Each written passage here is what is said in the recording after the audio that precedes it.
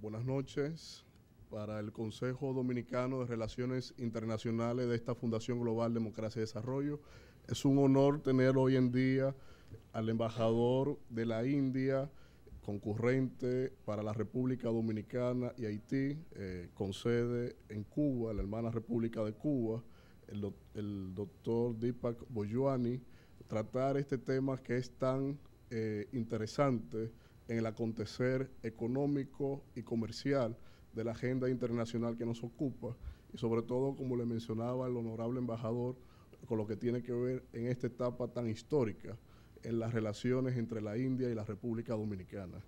El embajador Bojwani, algo en cuanto a sus credenciales de ejercicio, data de unos 31 años de experiencia diplomática, una carrera exitosa donde ha servido en ciudades como Madrid, Yakarta, Kuala Lumpur, Praga, Sao Paulo, Caracas, Bogotá, y actualmente, como mencionaba, se desempeña como embajador plenipotenciario de la India en la República de Cuba. Por lo tanto, es más que un honor para el Consejo Dominicano de Relaciones Internacionales de esta FUNGLODE, encabezado por el honorable señor presidente de la República, el doctor Leonel Fernández, y dirigido por la doctora Alejandra Liriano.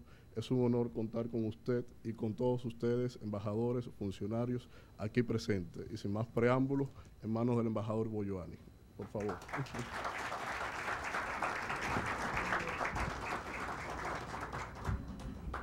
Buenas noches. Gracias. Gracias por su atención, por su presencia. Víctor Villanueva, doctora Alejandra Liriano, viceministra subsecretaria de Estado de la Cancillería, doctor Eddie Martínez, subsecretario de Estado, director, presidente del CIDR, eminentes, ilustres asistentes, miembros, presidente y vicepresidente, tesorero de la Cámara de Comercio India DR, amigos todos. Es un verdadero honor realmente cuando la viceministra me indicó que quería tener aquí una conferencia. Yo no imaginé que habrá una asistencia tan impresionante, así que si me pongo un poco nervioso, por favor, me excusan. Además, hablar en el idioma español no es mi vocación, sin embargo voy a intentar hacerlo inteligible de la manera posible. Tengo aquí una presentación virtual, unas diapositivas que pienso que serán más relevantes para hacerles entender, para desmistificar de cierta manera esta entidad que se llama la India. La India se ha conocido a través de miles de años como una civilización, más que nada. Empezó, nadie sabe cuándo y dónde, pero hubo una historia, una civilización, una cultura que salió de aquel lugar, de aquella zona, y expandió en Asia Sudeste, etc. Pero no voy a adelantar mi presentación. Quise mostrarles a través de estas diapositivas, sobre todo lo del mundo.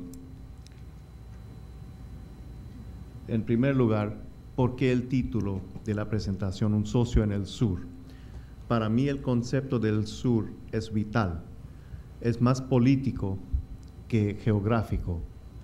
El sur hoy en día y a través de los pasados 60, 70 años, o tal vez un poquito más, ha significado un número de países, de naciones en el mundo que están, por cierta razón, ubicados debajo de las latitudes europeas y en 3 continentes, Asia, África, América Latina, que han sido sujetos a colonización, a dominación por civilizaciones extranjeras, más bien europeas sobre todo, pero también otras, y han ganado su liberación.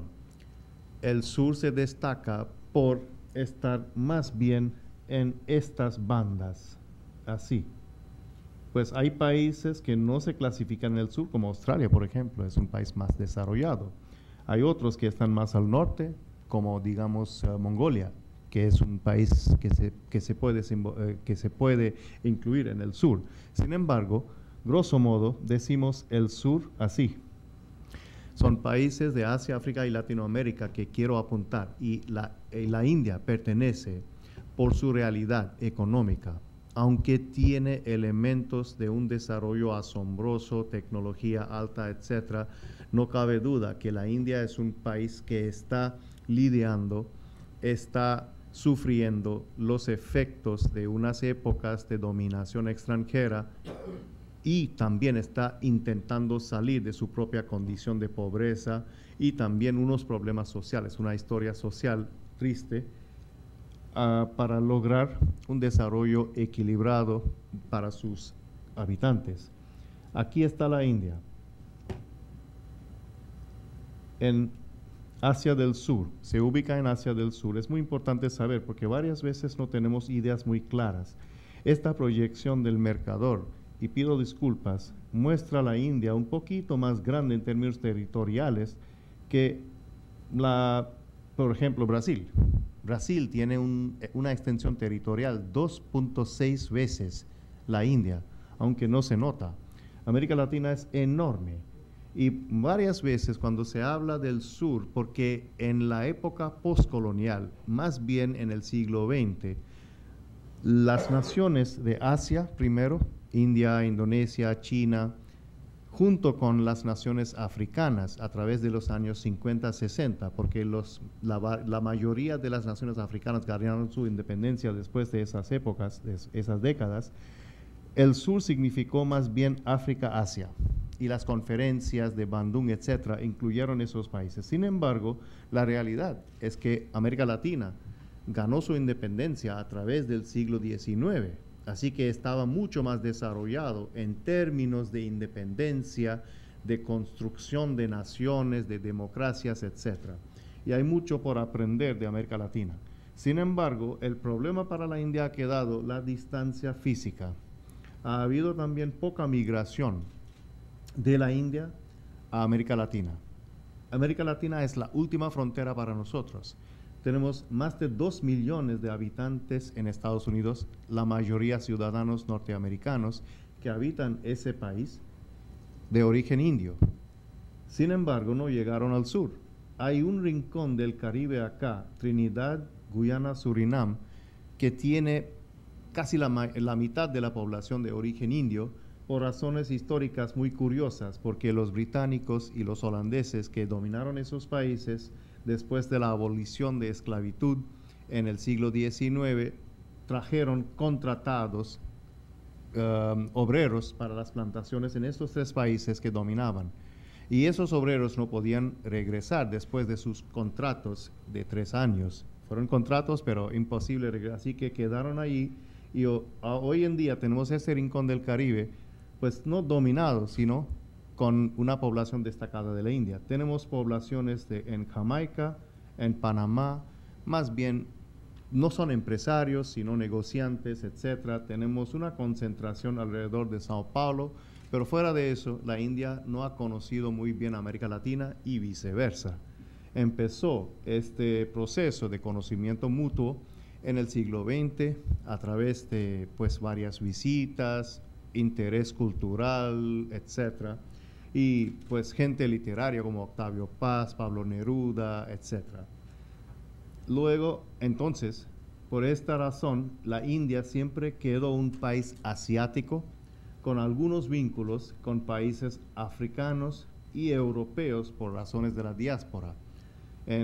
Sobre todo en el siglo XX a Europa, pero mucho antes en países de África Oriental, África Occidental y África del Sur, que data desde 2 siglos, y luego, claro, en Asia del Sudeste. La India se enfoca en Asia, obviamente, porque Asia tiene una de las realidades políticas más destacadas. Aquí está China, por ejemplo, una potencia enorme que no se puede ignorar. Al norte hay Rusia. Aquí hay los países de Asia Central, que hoy en día están ganando en importancia por los recursos naturales que tienen. Al sudeste aquí hay la potente asociación de naciones de Sudeste Asia, ANSEA por sus siglas en español. Indonesia, Singapur, Malasia, Brunei, ahora Myanmar, Laos, Camboya, Tailandia. Hay Japón y Corea aquí en el extremo, y también al oeste hay los países árabes con mucho petróleo. No voy a ignorar la vecindad porque es muy importante para nosotros. Pakistán, Afganistán, todos saben que sufren de problemas políticos por razones del terrorismo, su propia historia reciente, etc. Hay países como Bangladesh que también son muy interesantes por sus experimentos en democracia, a pesar de su legado religioso, etc. Más adelante podemos hablar sobre el tema. Hay Nepal, Bután, hay Sri Lanka, hay Maldives aquí. Así que la vecindad de la India también es muy interesante para nosotros porque tiene mucha influencia india. De hecho, la India tuvo una influencia muy importante a través de las religiones hinduistas, budistas, pero también la diáspora que fue a Indonesia y estableció no imperios, sino dominios en Sumatra, Java, las islas más importantes de Indonesia en los siglos XII-XIII. Así que si uno va hoy en día al Museo de Yakarta, tiene pues estatuas de origen hindú-budista. Bali, esta isla aquí, es 100% hindú. Así seguido, la influencia en Myanmar, en Laos, Camboya, el famoso templo de Angkor Wat, por ejemplo, es hinduista. De misma manera tuvimos influencias acá y pues solo para mostrar que América Latina quedó fuera de la conciencia india los siglos enteros hasta que ganamos la independencia y la India y los otros países del sur empezaron a mirar a este continente también. Oye, ahí está América Latina. La diferencia, en mi opinión, es una teoría que podríamos, digamos, discutir, que la diferencia entre América Latina y los países de África y Asia, en mi opinión, más bien de Asia, es que América Latina ganó su independencia a través de próceres y personas y poblaciones que fueron descendientes de las razas que vinieron de Europa y echaron raíces acá. Bolívar, Fidel Castro, Santander, todos los próceres que yo conozco, por lo menos casi todos, fueron de origen o parcial o entera europeo.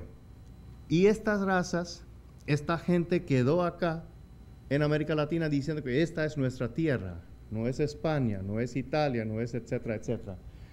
En el caso de Asia y África, otra vez mi teoría, por mayor parte quedaron la gente indígena de las tierras que captaron el poder y empezaron a reemplazar a los antiguos coloniales y empezaron a manejar los destinos de esos países de Asia y África. Esta es una diferencia que yo quiso postular para ustedes pensar, que la diferencia entre América Latina y Asia-África son básicamente estos.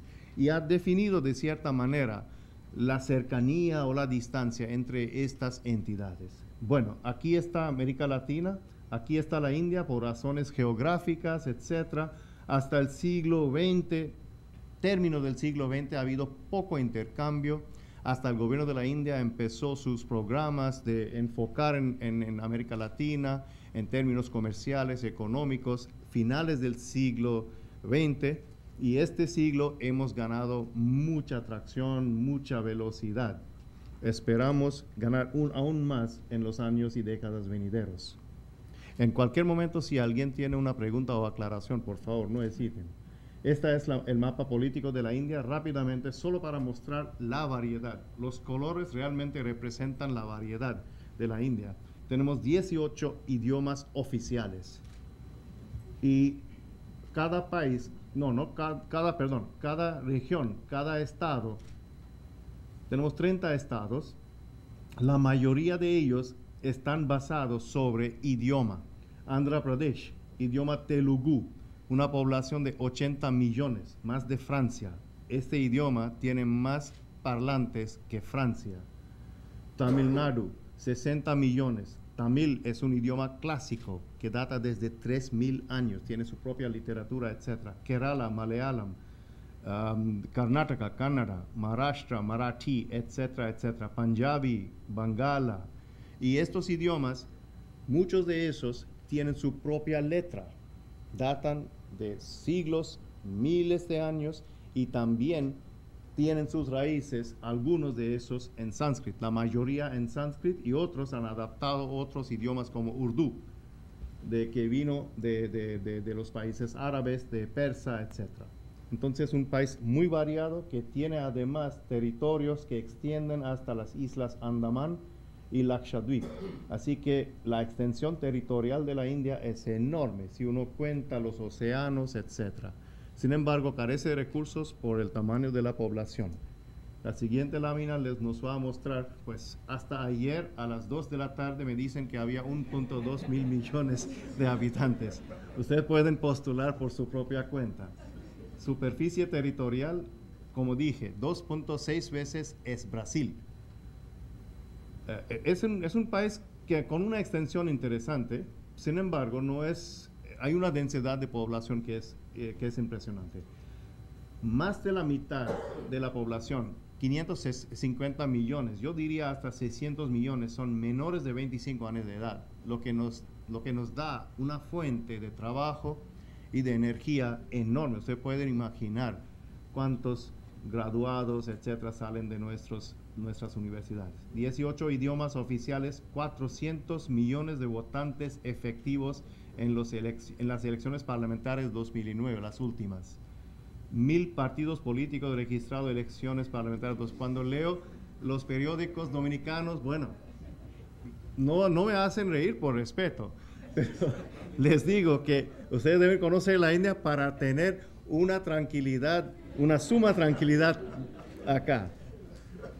Cifras económicas, reservas internacionales, somos bastante cómodos. Había una época en 91 cuando estábamos al punto de la bancarrota. Teníamos $1.000 millones en el tesoro y apenas suficiente para 15 días de importaciones. Hoy en día gozamos de más de 300.000 millones y no queremos tantas reservas. Estamos pensando en cómo utilizarlas. Deuda externa, 296.000 millones, por mayor parte es deuda de largo plazo, así que no nos amenaza. Comercio exterior, casi 600.000 millones, y más adelante les voy a mostrar unas cifras interesantes sobre este. Todo el mundo puede ver estos datos, ¿no? Ok. PIB, 1.32 mil millones. Estos son en términos reales, me dicen, o sea, convencionales. Pero me dicen que en términos de paridad de poder de compra es aún más. Así que la India tiene un rango entre 4 y 5 en el mundo en términos de paridad de poder de compra del PIB. O sea, que el rango en el mundo. Tasa de crecimiento PIB 8.6 en 2010-11, para el año corriente 2011-12, que va desde 1 de abril hasta 31 de marzo del año próximo. Está previsto un crecimiento por encima de 8%, casi 9%. Vamos a ver. Crecimiento sostenido del PIB por encima de 8% anual. Esto ha sido vital para nosotros, porque un crecimiento apenas de 3% o 2% no es suficiente con la población creciente y la inflación.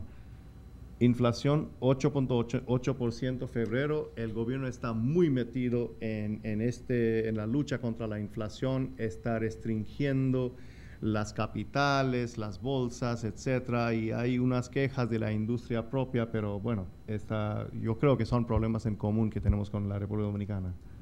Ataque a la pobreza. Esta lámina es importante para mí, lo puse en el principio casi para mostrarles que la India, para quien conoce la India, y hay varios aquí, muchos de ustedes que han viajado, han quedado en la India, saben que la pobreza es algo que les sale, que les impacta desde el primer momento, desde salir del aeropuerto.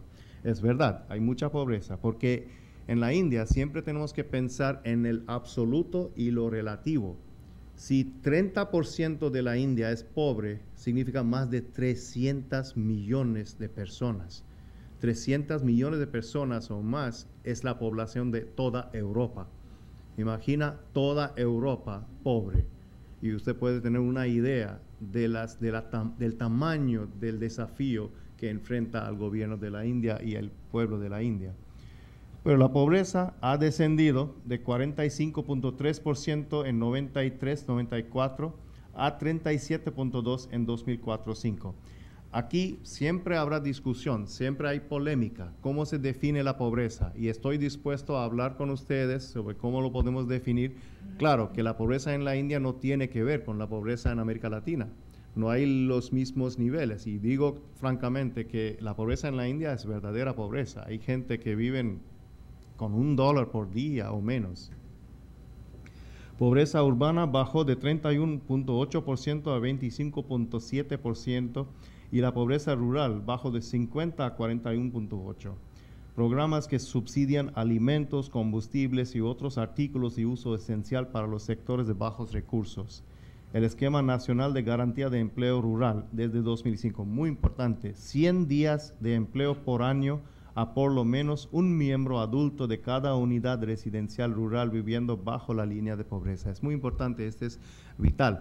Todavía enfrentamos problemas de corrupción. El gobierno reconoce que en un país como la India es muy difícil desde Nueva Delhi controlar y vigilar hasta monitorear el uso de estos fondos que van, pero son masivos estos fondos, o sea, 60 mil millones de dólares fueron dedicados a este esfuerzo para dar empleo a la población rural. La India generó 11.3 millones de nuevos empleos cada año durante el periodo 2000-2005, una cifra superior a China, que generó 7 millones, Rusia 0.7 millones y Brasil 2.7 millones, según datos del Banco Mundial. Según la agencia Habitat de la ONU, la población indigente de la India viviendo en cinturones de miseria bajó de 41% en 90 a 28.1% en 2010, y 59.7 millones de personas fueron sacadas de estas condiciones. Hay varios programas, no les voy a aburrir con los detalles, pero hay programas de subsidios, de vivienda, de empleo, etc. La India está en una campaña continua desde el principio. La orientación social de nuestro gobierno fue porque los próceres, que todos salieron de familias muy ricas en los años 20, 30, 40 del siglo XX, se dieron cuenta de la miseria en que vivía la India, porque ellos querían una India independiente, pero también próspera. Equidad era la palabra. Así que salieron de ahí y dijeron que, mire, no podemos volver a una colonia india en vez de una colonia británica. Entonces vamos a cambiar las cosas. Introdujeron políticas económicas que no tuvieron éxito porque no correspondían al genio de la población. Más adelante vamos a ver. Comercio de la India mundial. Esta lámina es importante para mostrarles cómo se involucra y hasta qué punto, hasta qué grado la India estuvo involucrado. Y una medida es el comercio internacional. ¿Cuánto porcentaje del PIB de la India está dedicado o tiene que ver con el comercio, la venta de productos y servicios y la importación de productos y servicios? Aquí se ve en 96.7, el año fiscal, las exportaciones apenas 33 mil millones y importaciones 39 mil millones. Comercio total 72 mil millones, que fue una cifra poco por encima de 10% del PIB en aquella época.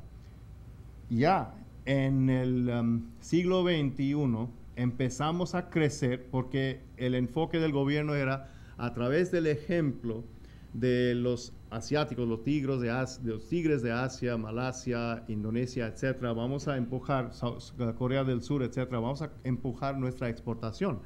Al mismo tiempo, los requisitos de una economía creciente, pues demandaron importación, por ejemplo, de petróleo, etcétera, y otros recursos naturales, también para abastecer las necesidades de una economía que tenía más plata. La gente estaba exigiendo muchas cosas que no se producían en el país.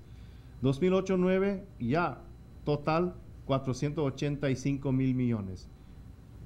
El año próximo 466 mil millones. 2010-11 ya logramos casi 600 mil millones de intercambio comercial con el mundo, con un déficit comercial evidente, porque en primer lugar importamos 70% de nuestro consumo de petróleo. Así que ya es un desgaste enorme. Estamos en un esfuerzo enorme hasta en países de América Latina para encontrar petróleo y rebajar nuestra importación así. Pero bueno, también para mostrarles que en ambos, en exportaciones tanto como importaciones, hemos crecido, así que estamos cada vez más involucrados con el mundo. Esto también es importante, exportaciones de la India según región. Hay algunas regiones, como por ejemplo Norteamérica, Europa Occidental, que han gozado de una parte muy importante en el comercio exterior de la India. Pero miramos a América Latina, ha quedado casi en el mismo nivel, hasta muy poco, o sea, apenas el año pasado casi llegó al 5% de la cifra del porcentaje de exportaciones total de la India mundial. Entonces, pues es optimista, aunque es muy baja, porque estamos hablando de una parte importante del mundo, Brasil, Argentina, etcétera, que con poblaciones importantes, pero todavía no estamos exportando lo suficiente. Y también ustedes ven que en términos absolutos las exportaciones cayeron por la crisis mundial de 6.200 millones a 5.000 millones, pero el porcentaje creció. Importaciones, igual, creciendo pero muy poco. 7.000 millones, también menos que el año pasado, 2009-10, por la crisis, y sin embargo, el porcentaje ha crecido. Esperamos que América Latina empiece a ocupar un lugar cada vez más importante. Yo soy muy optimista en este sentido porque veo que hay mucho ánimo entre los empresarios de ambos lados y hay intercambios regulares, consistentes. Las exportaciones principales, derivados del petróleo, parece extraño, importamos petróleo crudo y exportamos diésel, etcétera, etcétera. A Brasil, en Brasil tenemos un intercambio, casi 40% de nuestro intercambio que supera 5.000 millones de dólares es petróleo desde Brasil crudo y diésel desde la India. Tenemos un superávit de refinería, de capacidad de refinación.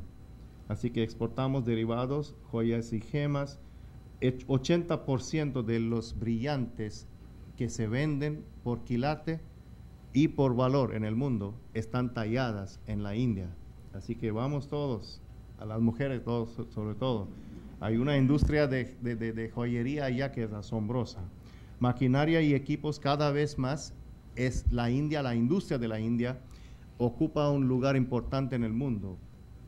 Estamos exportando carros, vehículos, también industria, planta entera, por ejemplo, de etanol a América Latina, y hay varios otros ejemplos. Químicos y farmacéuticos también importantes, confecciones de algodón, manufacturas metálicas, equipos de transporte, mineral de hierro, telas de algodón, artículos de hierro y aceros semiterminados. Importaciones, evidentemente petróleo, artículos electrónicos, equipos de transporte, maquinaria, oro.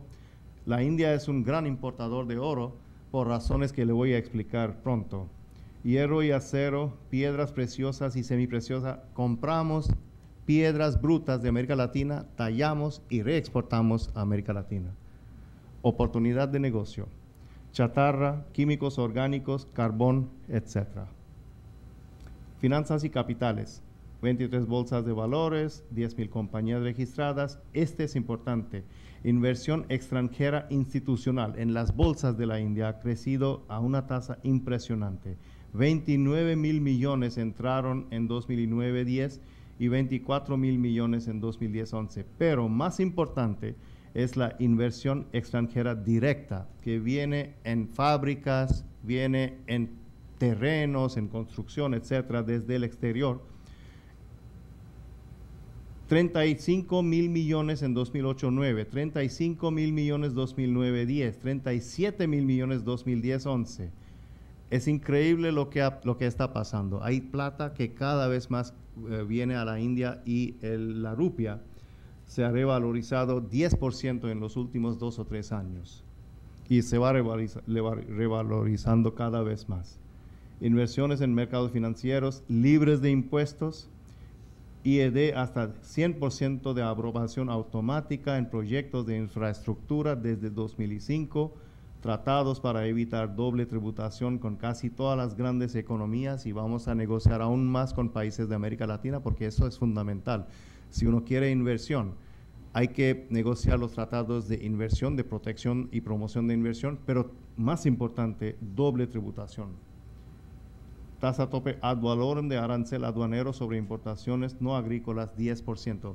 Ahora, esto bajo el mando del OMC, la India ha sido una economía cada vez más abierta. Y uno ve que las importaciones son más importantes que las exportaciones por razones obvias, que tenemos que importar mucha cosa.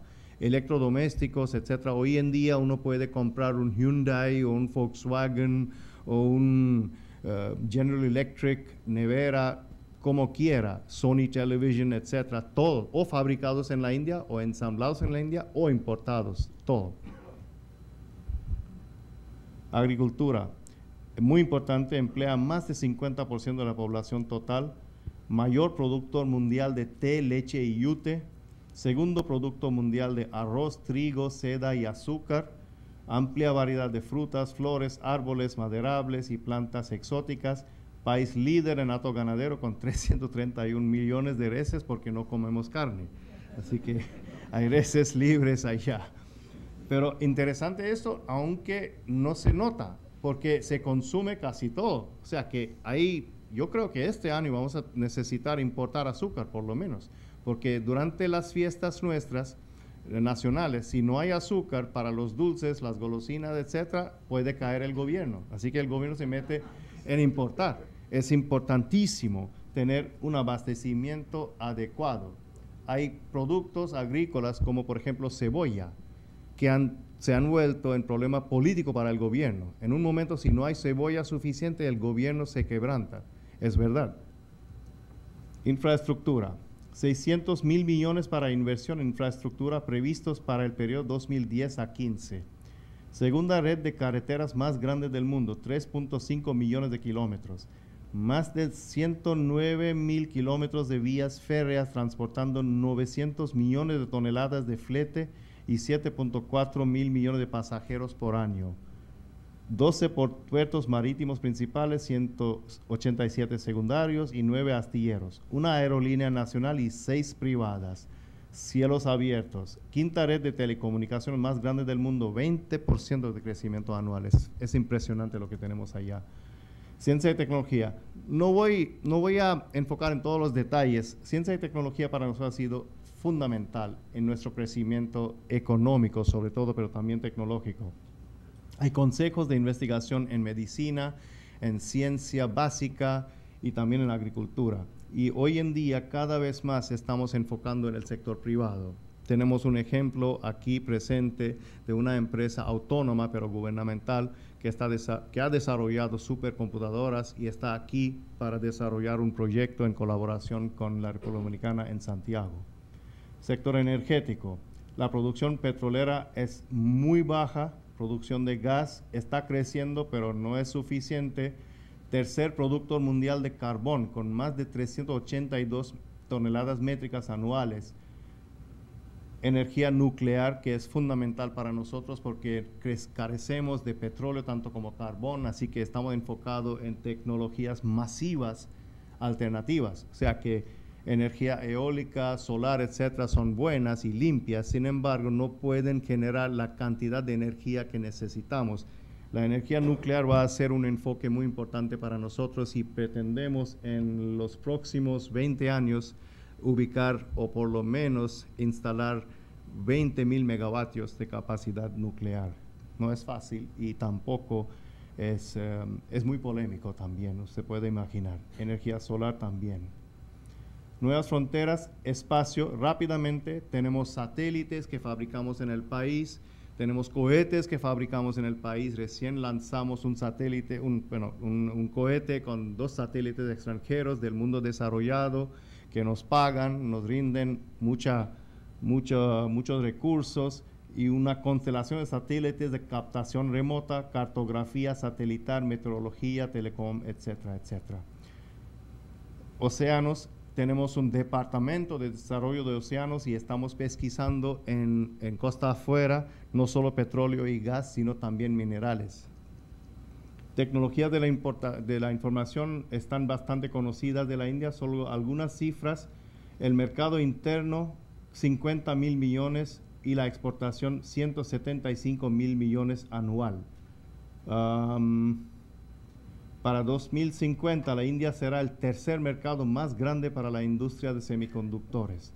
Hay varias empresas privadas, etcétera, y el empleo directo, aproximadamente 2.5 millones de personas el año fiscal pasado.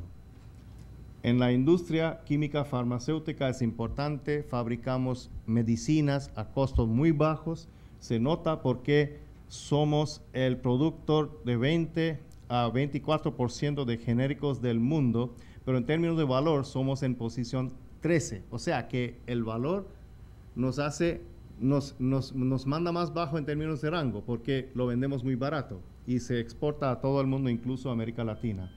Establecer una planta en la India es 40% más barato en cualquier país desarrollado y costo de producción básico 50% más económico.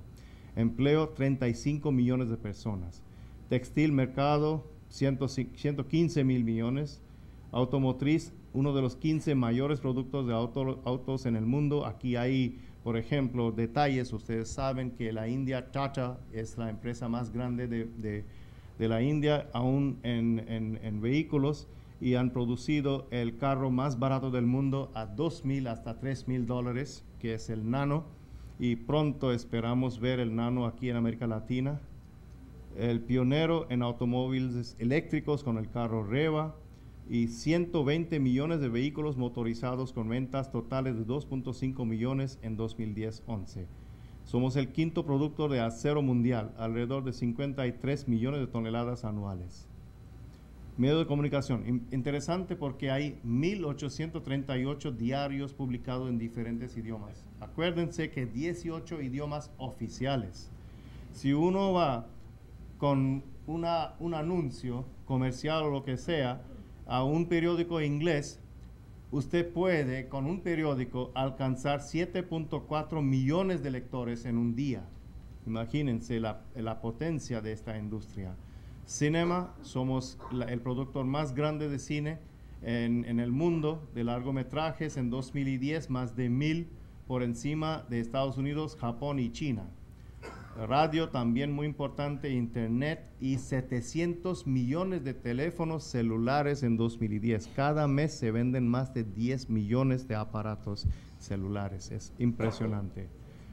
Bueno, de la economía vamos a pasar a la política exterior. Somos un miembro activo de las Naciones No Alineados, Grupo de 77 y el G15, un país permanentemente invitado a los G8 y las sesiones de G20, miembro del bloque emergente BRICS, que se llama Brasil, Rusia, India, China, Sudáfrica, responsable del 18% del PIB mundial, ayuda financiera importante para países vecinos, miembro de la Asociación de Sudasia, los vecinos que les apunté antes, acuerdo de libre comercio con ASEAN.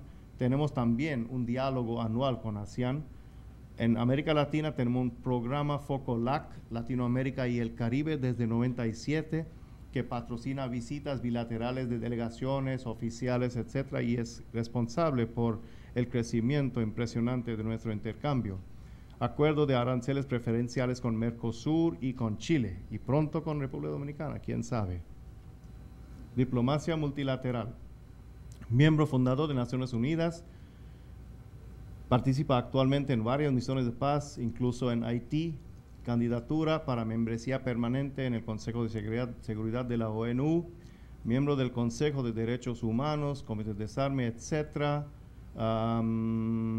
Pues varios, o sea que realmente es impresionante. Tenemos consultas y diálogos anuales con el Grupo de Río, CARICOM, la Comunidad Andina y SICADR. Hemos tenido intercambio muy regular con América Latina y cada vez más importante. La diáspora, les expliqué, queda más bien en el rincón caribeño, pero ahí en el Golfo Pérsico, Sudáfrica, Mauricio, Malasia, Inglaterra, Estados Unidos, etc. Una pequeña comunidad en Brasil, Panamá y el Caribe. Esquema revisado de OCICAR, no permitimos nacionalidad duplicada. Sin embargo, reconocemos las personas de origen indio. Tenemos un ministerio para los indios no residentes en la India y los de origen india. Somos el mayor receptor mundial de remesas, según el Banco Mundial, 55.000 millones en 2010, más que México. Inversiones indianas en el exterior también es importante. En el año fiscal 2009-10, la India invirtió más de 10.000 millones en el exterior. Este fue el 2010-9-10. Si hubiera mostrado las cifras de 2008, habría sido el doble, porque la empresa Tata compró Jaguar Land Rover y también la siderúrgica Corus en aquel año. Así que ha sido increíble la manera como la India sale en el exterior. En América Latina, las inversiones indias superaron la cifra de 17.000 millones en el 2009, siendo las principales inversionistas ONGC, 17 millones, ONGC Videsh, que es la empresa, 17.000 millones, me disculpo otra vez. ONGC Videsh, que es nuestra empresa más importante petrolera, que es una empresa pública, está presente en Brasil, Venezuela, Cuba y también en Colombia, y tiene una inversión por encima de 2.000 millones. Bharat Petro Resources también, azucarera Sri Renuka invirtió 600 millones en Brasil. Jindal Steel and Power va a invertir 2.000 millones para desarrollar la mina de hierro de Mutún en Bolivia. Desarrollo y explotación de recursos naturales en Colombia y Brasil. Essar Steel construirá una planta siderúrgica con capacidad anual de 900.000 toneladas en Trinidad y Tobago. Hay mucho más, no puede anotar todo porque será muy detallado. Sin embargo, estamos aquí cada vez más con más capital, con más tecnología y con más determinación en este continente, en esta región. Con República Dominicana, relaciones diplomáticas 99, firma en 2001 de memorándum de entendimiento para consultas, creciente intercambio bilateral, vamos a ver más adelante, apertura de la Embajada Dominicana en Nueva Delhi. Yo quedo comprometido con una embajada aquí, pues ojalá antes de jubilarme, viceministra. Oferta de 20 becas del programa ITEC a especialistas dominicanos, oferta de establecimiento de un centro de tecnología de información, por lo cual está aquí presente con nosotros una delegación de la India, y la visita destacada del presidente Leonel Fernández Reina a la India en febrero pasado, lo que fue un hito realmente en la relación bilateral.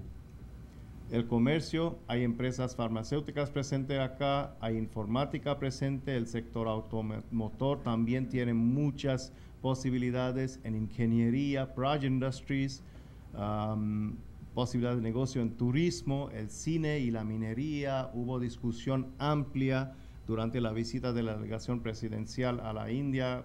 Fueron a 3 ciudades y tuvieron amplias reuniones, y pretendemos llevar más delegaciones empresariales desde acá a la India y viceversa. Y hemos relanzado en enero de este año la Cámara de Comercio India, República Dominicana en enero, y está aquí la Junta de la Cámara, a quienes felicito su trabajo y espero que ellos van a llevar adelante este trabajo tan importante de la relación comercial y económica bilateral. Comercio India-República Dominicana se ve que ha crecido de manera impresionante. El año pasado, las cifras que hemos agregado de las cifras dominicanas y las indias muestra que hay 88.64 millones de dólares, pero yo creo que esta cifra todavía es un poco deprimida. Yo creo que ya hemos superado 100 millones de dólares de intercambio, porque las cifras no siempre están actualizadas. Yo creo que por razones de la manera de recopilación de estadísticas, podemos pensar ya que hemos cruzado 100 millones de dólares. Sin embargo, no quise traer estadísticas que no están publicadas. La balanza comercial, mire cómo se va balanceando. 9.8 mil a favor de la India apenas. Y yo creo que hay mucha más oferta de la República Dominicana que se puede realizar. Y estamos en esto, estamos hablando por ambos lados para ver cómo se puede identificar. Lo que la India sí puede proveer es capital, es tecnología. Y en cambio, República Dominicana puede buscar cuáles son las posibilidades que ellos tienen, o como Singapur, a través de productos extranjeros de la región, por ejemplo, o a través de industria de joint ventures o algo así. Pero hay un mercado enorme en la India que se debe aprovechar de todo índole.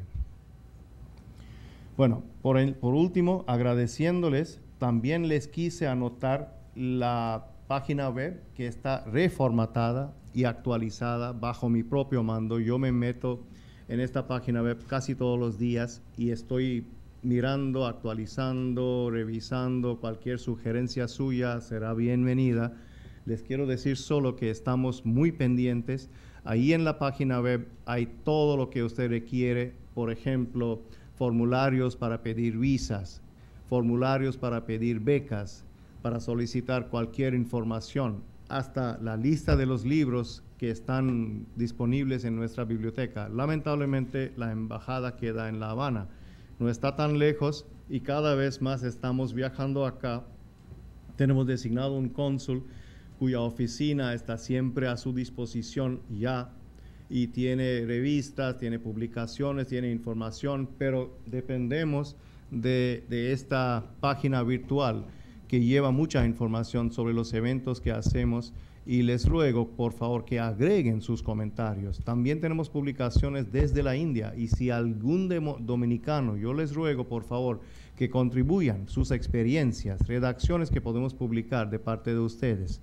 Estamos a su entera disposición. Yo personalmente, tanto como mi embajada. Muchísimas gracias otra vez por su atención.